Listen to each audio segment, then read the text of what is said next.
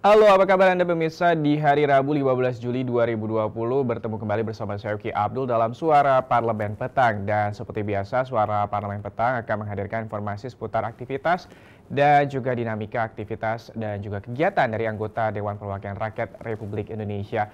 Dan di hari Rabu ini kami akan menghadirkan terkait dengan apa saja menjadi headline media online dan juga topik utama terkait dengan bagaimana pemulihan ekonomi nasional dipercepat. Tadi Anda juga mungkin baru saja menyaksikan siaran langsung kami dari ruang sidang dari sejumlah komisi, di antara Komisi 5, rapat kerja Komisi 5 dengan sejumlah mitra kerjanya, di antaranya Kementerian Perhubungan, Kementerian Pekerjaan Umum dan juga Perumahan Rakyat, dan juga Kementerian Desa Tertinggal dan juga Transmigrasi, dan juga dilanjutkan nih Komisi 6 DPR RI, rapat kerja dengan Menteri BUMN Republik Indonesia. Dan langsung saja kami akan membacakan apa saja menjadi headline media online yang terbit pada hari Rabu 15 Juli 2020.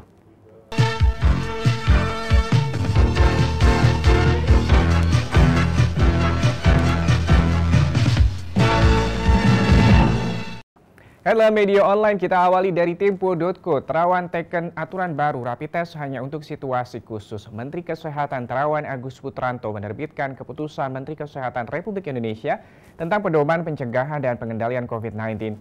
Ia menekan aturan anyar ini pada Senin 13 Juli 2020 lalu. Salah satu poin dalam aturan ini adalah rapid test atau tes cepat tidak direkomendasikan lagi untuk mendiagnosa orang yang terinfeksi COVID-19. Menurut aturan baru tersebut, pada kondisi dengan keterbatasan kapasitas pemeriksaan RT-PCR, tes cepat hanya dapat digunakan untuk pelacakan pada populasi spesifik seperti pelaku perjalanan di wilayah perbatasan, pekerja migran Indonesia, lapas, pondok pesantren, serta kelompok lainnya yang rentan tertular wabah COVID-19.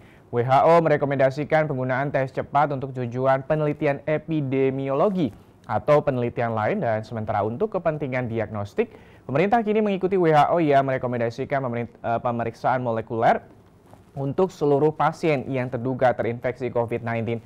Metode yang dianjurkan adalah metode deteksi molekular seperti pemeriksaan RT-PCR. Seperti kita ketahui bahwa banyak sekali nih rumah sakit maupun juga klinik-klinik swasta yang mengkomersilkan terkait dengan bagaimana pemeriksaan rapid test ataupun juga pemeriksaan cepat untuk mengetahui ataupun juga mendeteksi secara dini, secara cepat apakah seseorang ini terinfeksi virus COVID-19 atau tidak. Ini yang kita harapkan bahwa tidak ada komersialisasi dan juga tidak nantinya memperatkan masyarakat untuk harus melakukan rapid test seperti itu ya. Dan kita beralih ke cnnindonesia.com. DPR dapat info surat jalan Joko Chandra diterbitkan oleh Bareskrim Polri. Badan Reserse Kriminal atau Bareskrim Polri diduga menjadi institusi yang menerbitkan surat jalan untuk buronan kasus korupsi pengalihan hak tagih Bank Bali Joko Chandra dari Jakarta menuju ke Pontianak. Dugaan tersebut tertuang dalam salinan surat yang diinformasikan pertama kali oleh Masyarakat Anti Korupsi Indonesia dan diserahkan salinannya ke Komisi 3 DPR RI.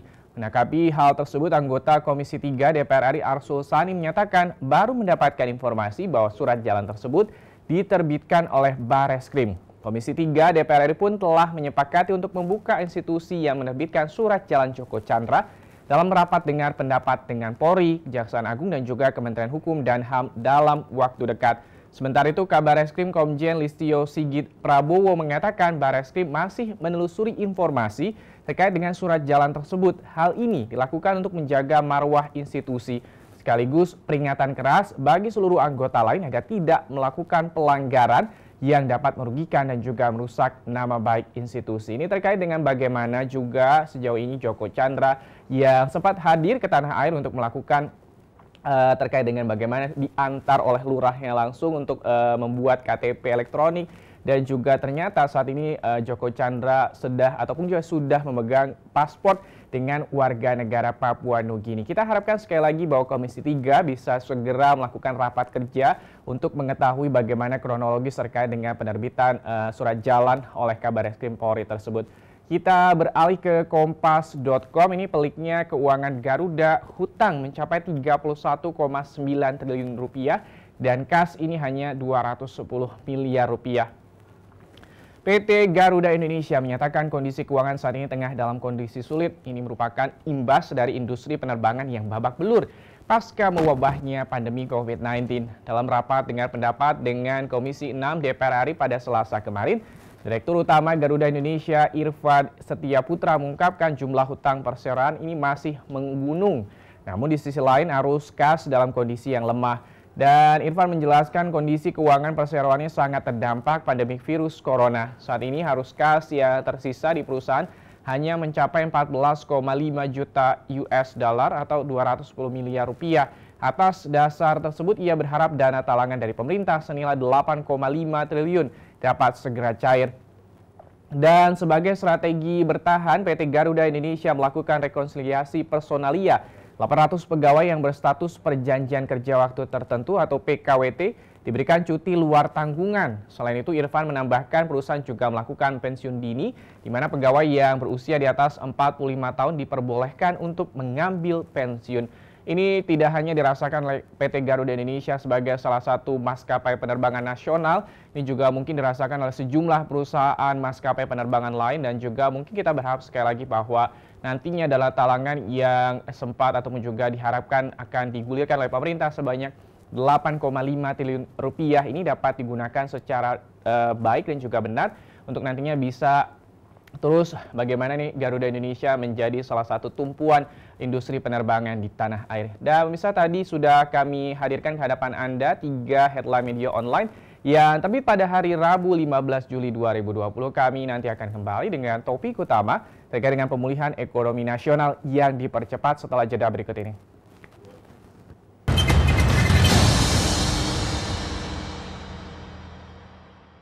Wakil Ketua DPR RI Sufmi Dasko menilai putusan Mahkamah Agung yang mengabulkan sebagian uji materi terhadap Pasal 3 Ayat 7 Peraturan KPU Nomor 5 Tahun 2019 tentang penetapan pasangan calon terpilih, penetapan perolehan kursi, dan penetapan calon terpilih dalam pemilihan umum sebaiknya dikaji dengan benar. Ditemui di Gedung Nusantara 3 DPR RI Jakarta, Sufmi Dasko mengatakan hasil pemilu 2019 yang ditetapkan KPU sudah sesuai Undang-Undang 1945, di mana pemenang pemilu 2019 sudah memperoleh suara 50% secara nasional.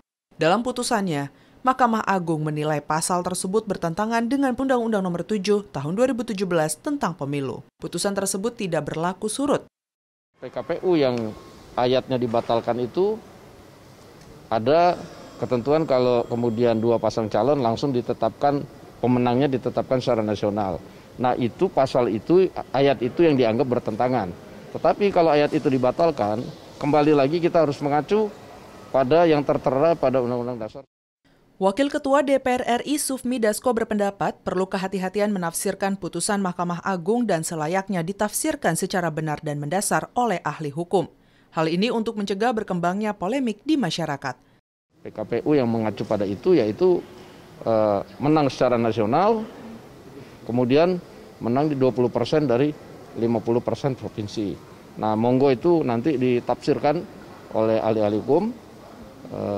Mudah-mudahan bisa segera dapat penafsiran yang benar. Zikri dan Denus, TVR Parlemen melaporkan.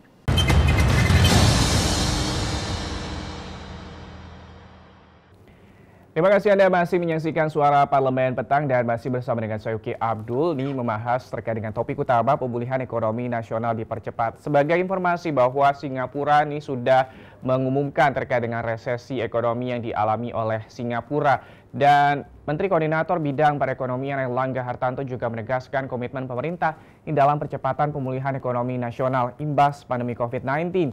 Langkah tersebut dilakukan melalui harmonisasi kebijakan fiskal dan juga moneter untuk menciptakan permintaan dan juga mendukung kelanjutan bisnis. Airlangga menilai pandemi COVID-19 ini menimbulkan momentum untuk reformasi struktural dan juga ekonomi, mengubah metode bisnis dari offline ke online, serta menguatkan digitalisasi untuk aktivitas ekonomi dan juga sosial. Pemerintah meyakini bahwa digitalisasi dari berbagai proses bisnis yang digabungkan dengan industrialisasi pada beberapa sektor ini nantinya dapat mempercepat pertumbuhan ekonomi yang lebih kuat, inklusif, seimbang, dan juga berkelanjutan. Sementara itu, dalam laporan Bank Dunia bertajuk Global Economic Report Juni 2020, diketahui bahwa penyebaran COVID-19 yang berkelanjutan menimbulkan pengaruh ekonomi pada semua level global, regional, dan juga nasional, dan kondisi ekonomi Indonesia pun turut terpengaruh. Sehingga pertumbuhan ekonomi diproyeksikan menurun cukup signifikan dari 5% di tahun 2019, ini bisa mencapai 0% pada akhir tahun 2020. Dan oleh karena itu, mulai awal Juni 2020 Indonesia secara bertahap memasuki masa adaptasi atau tatanan normal baru. Keputusan tersebut diambil pemerintah setelah mempertimbangkan berbagai aspek, terutama untuk menciptakan keseimbangan antara kesehatan dan juga ekonomi.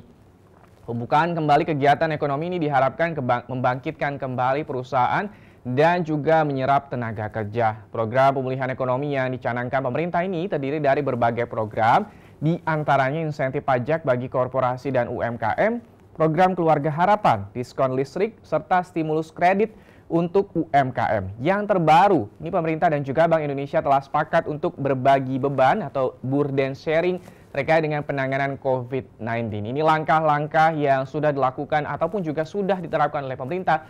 Ini tidak lepas dari bagaimana untuk kembali membangkitkan ekonomi tanah air ataupun juga ekonomi nasional yang sempat terhenti, kurang lebih terkait dengan bagaimana pemberlakuan PSBB di sejumlah daerah di seluruh tanah air, terkait dengan bagaimana untuk mengurangi wabah virus COVID-19. Kita harapkan sekali lagi bahwa percepatan ataupun juga perbaikan ekonomi secara nasional ini bisa terus dilakukan baik oleh lembaga maupun juga kementerian dalam hal ini. Dan nanti kita akan masih membahas terkait dengan bagaimana percepatan dari perbaikan ekonomi terkait dengan pandemi COVID-19 ini. Pastikan Anda jangan kemana-mana, tetap saksikan Suara Parlemen Petang.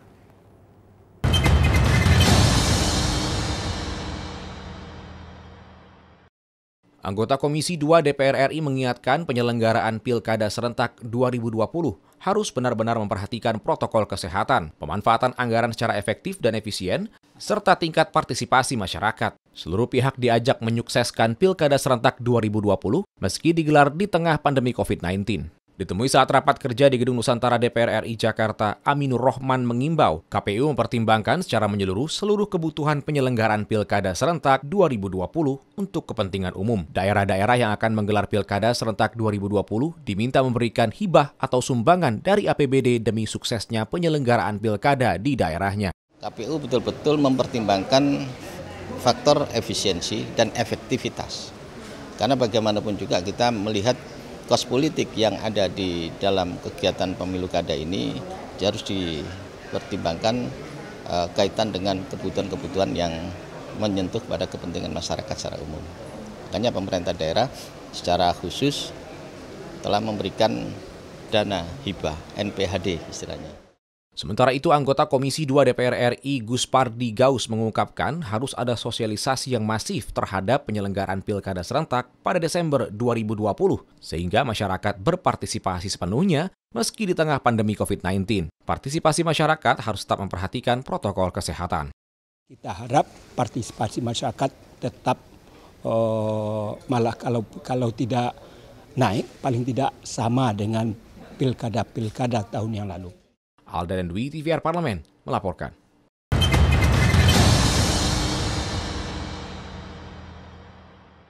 Terima kasih Anda masih kembali menyaksikan Suara Parlemen Petang, masih membahas terkait dengan tajuk utama. Ini kalau misalnya tadi sudah dibahas di sebelumnya terkait dengan burden sharing antara pemerintah dan juga Bank Indonesia. Ini adalah pembagian beban antara pemerintah dan juga Bank Indonesia terkait dengan kebutuhan tambahan pembiayaan untuk penanganan COVID-19 dan juga pelaksanaan program PEN. Kebijakan ini dilaksanakan dengan cara pembelian surat berharga atau SBN oleh Bank Indonesia dengan pembagian beban bunga. Dalam kesepakatan, Bank Indonesia akan menjadi pembeli utama dari surat SBN tersebut atau juga bisa menjadi standby buyer tergantung skema mana yang akan dijalankan. Kesepakatan ini tertuang dalam surat keputusan bersama yang ditandatangani oleh Menteri Keuangan dan juga Gubernur Bank Indonesia. Penerapan skema burden sharing ini bukan merupakan hal baru dan juga tidak hanya dilakukan oleh Indonesia. Skema ini juga dilakukan oleh beberapa negara lain seperti Inggris, Jepang, Amerika Serikat, Uni Eropa, dan juga Thailand. Negara-negara tersebut terbukti dapat tetap menjaga tingkat inflasi dan juga nilai tukar mata uang. Dan seluruh kementerian dan lembaga pun turut berlomba-lomba untuk mensukseskan program pemulihan ekonomi nasional yang diberlakukan oleh pemerintah. OJK atau Otoritas Jasa Keuangan misalnya mendukung program ini dengan menerbitkan peraturan OJK nomor 11 tahun 2020 terkait dengan pelaksanaan restrukturisasi di perbankan. Sebanyak 100 bank telah mengimplementasikan program tersebut, program restrukturisasi kredit kepada 6,56 juta debitur per 29 Juni 2020. Menariknya, sebanyak 5,29 juta dari 6,56 juta debitur tersebut merupakan debitur UMKM. Dan OJK pun mendukung program PEN dengan menyiapkan infrastruktur dan juga petunjuk teknis dari implementasi program pemerintah mengenai penempatan dana pemerintah dalam rangka pemulihan ekonomi nasional dan subsidi bunga yang disepakati dalam surat keputusan bersama SKB OJK bersama dengan Kementerian Keuangan. Kita harapkan sekali lagi bahwa seluruh ataupun juga skema-skema dan juga kebijakan-kebijakan yang sudah ataupun juga akan diambil oleh pemerintah, baik oleh Kementerian Keuangan maupun juga Bank Indonesia, ini nantinya bisa menyelamatkan pertumbuhan dan juga ekonomi secara nasional. Dan bisa demikianlah Suara Parlemen Petang edisi hari ini Rabu 15 Juli 2020. Saya Uki Abdul beserta seluruh kerabat kerja yang bertugas pada hari ini mengucapkan terima kasih atas perhatian Anda. Wassalam.